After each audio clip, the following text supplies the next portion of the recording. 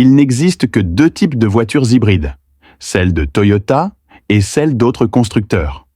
C'est ce qu'a déclaré Shigeki Shigeki, ancien vice-président de Toyota Motor Corporation, lors d'une interview. Je suis entièrement d'accord avec cette affirmation. Le cœur du système hybride de Toyota repose sur la structure de répartition de puissance par engrenage planétaire, sans doute la solution technique la plus adaptée aux véhicules hybrides, permettant une intégration optimale de la puissance du moteur thermique et de la puissance du moteur électrique. À tout moment et à toute vitesse, ce système permet une propulsion purement hydraulique, purement électrique ou une combinaison des deux, avec la fluidité que seuls les véhicules purement électriques peuvent offrir. D'un point de vue technique, la technologie de répartition de puissance par engrenage planétaire est actuellement la solution optimale pour intégrer le moteur thermique et la puissance du moteur électrique, tout en prenant en compte à la fois la puissance et l'efficacité. Si Toyota excelle dans la technologie hybride, ce n'est pas que d'autres constructeurs automobiles ne puissent pas y parvenir. Mais les barrières en matière de brevets de Toyota et les leurs sont extrêmement contraignantes. D'autres brevets ne sont valables que 20 ans, tandis que le système de répartition de puissance de Toyota peut être doublé. Afin de protéger les intérêts des innovateurs, les entreprises ou les particuliers qui inventent des brevets bénéficient d'une période de protection de 20 ans.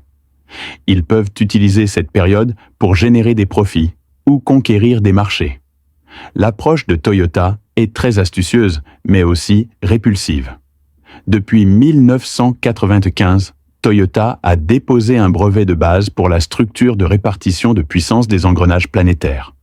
Au cours des 20 années suivantes, l'entreprise a déposé successivement plus de 300 brevets de base, notamment la structure de base des engrenages planétaires, la logique de commande électronique pour la commutation de puissance, l'intégration des systèmes et la logique ECBT. Maintenant que le brevet sur la structure de base des engrenages planétaires a expiré, tout le monde peut l'utiliser.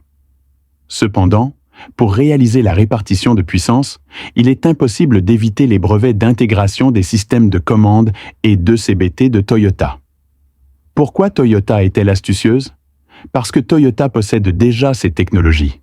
Mais les demandes de brevets se succèdent à intervalles de quelques années, ce qui revient à prolonger de manière convaincante la durée de vie du brevet sur la répartition de puissance. Les ambitions de Toyota sont immenses. L'entreprise souhaite utiliser ce système hybride pour monopoliser le marché des véhicules hybrides et gagner beaucoup d'argent.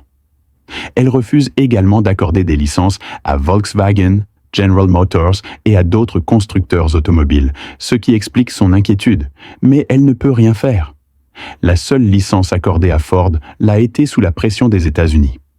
Aucun accident de voiture hybride n'a eu lieu avant 2021. Toyota a paniqué et était prêt à ouvrir immédiatement le brevet, permettant ainsi à d'autres constructeurs de l'utiliser gratuitement, mais ses intentions étaient malhonnêtes.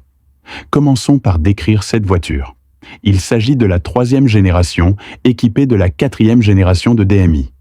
L'hybride de Toyota, vendu comme économe en carburant et fluide, ne présente aucun avantage.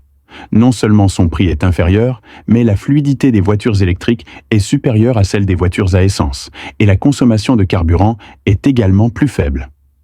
Toyota est donc en difficulté et ouvrira immédiatement le brevet de la technologie hybride gratuitement, mais celui-ci ne sera disponible qu'en 2030.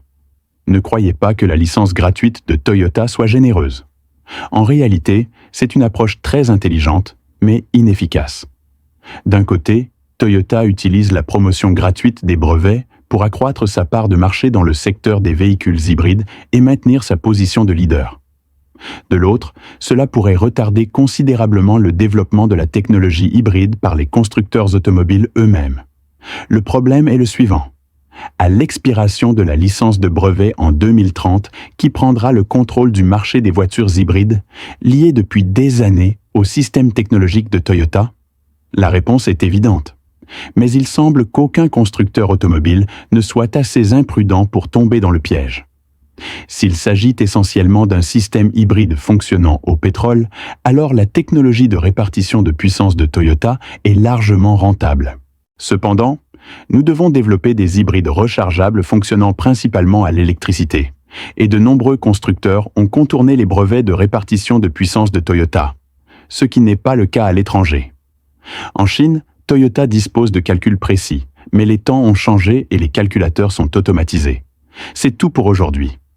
À bientôt pour la nouvelle vidéo sur Automobile Channel. À bientôt.